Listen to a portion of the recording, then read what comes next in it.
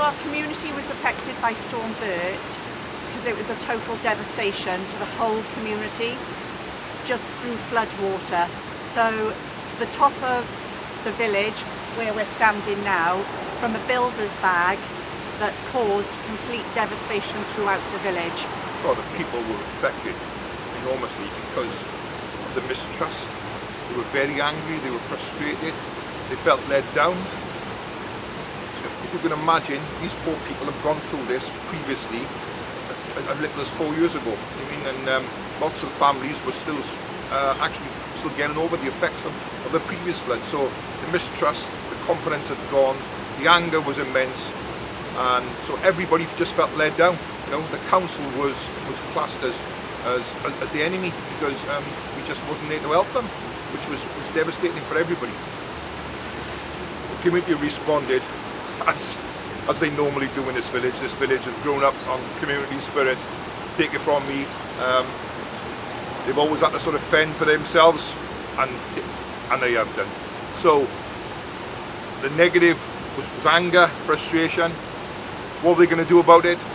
They stood up, as they always do, and formulated a group called themselves the Task Team, which have been absolutely fantastic.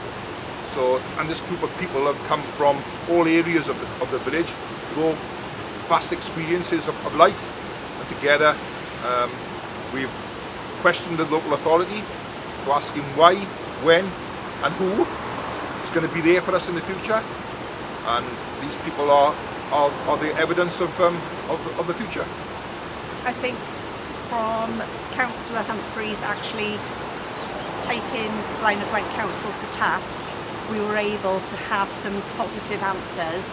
It didn't start off well, did it? It was a lot of angry people and the community was angry, but by forming this task group and saying that these are our problems, which Mark can probably explain a little bit better, we were able then to formulate this task team to watch out for our community and build that trust back up with the council. Yeah, what we found initially as a small group, we found that the council basically blamed the storm, and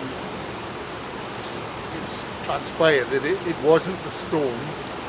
I think we had several factors that came together, which always happens in disasters. Everything came together, and I don't think anybody was prepared for it, and certainly the council weren't prepared for it. And the initial meetings, they thought they were, but they weren't.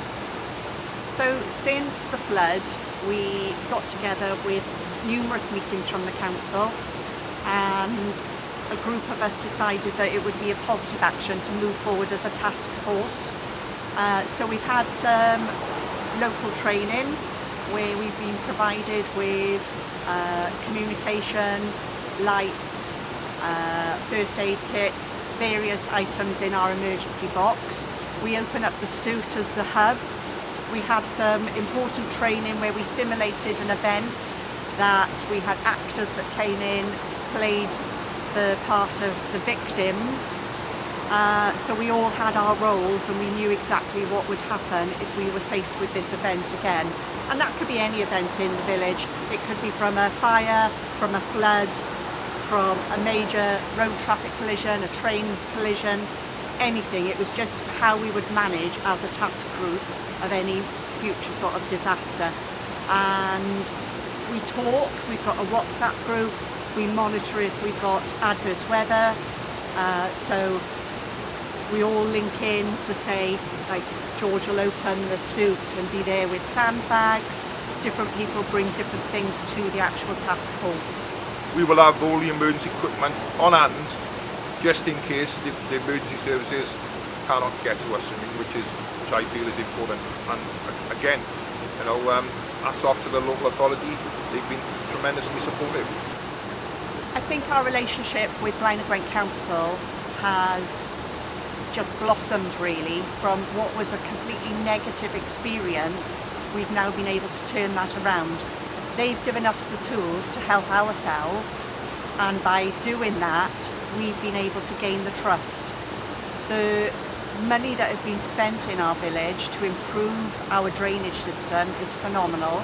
I don't think people actually realise how much work has been undertaken by the council, and I think that's gained our trust back in them, and we've had a good working relationship with the full team right across the board. From as soon as an alert comes in, we have contact with Blaenau Gwent to say what's going to happen, where they're sort of patrolling, what they're providing to our village, which gained massive benefits to us, and the confidence has grown. We're working far closer now with the residents and the community of Gwent and the Taskforce itself. As a council, we're trying to be more prepared for when we experience these weather events, putting additional resources in and checking the culverts. But I think as a task force, as a task group, I think they understand that the community needs to be a little bit more resilient. You know, we've offered them and provided training, we've provided flood sacks, we've offered them and provided water pumps so that they're able to respond to events themselves. As a council, you know, we'll still do the heavy lifting. We'll still upgrade infrastructure, as you can see behind me. We'll still respond with our staff and deliver sandbags as required. But I think it's important for residents and communities to understand that they can help themselves. They don't have to rely on the council to do everything for them. They know their communities better than anybody. They'll have the skills to be able to do things for themselves. And I think that's what the deal is all about. And you know, the communication that we've seen now between the council and the task force has improved dramatically. And I think that's something that we can look to roll out to other communities as part of the deal.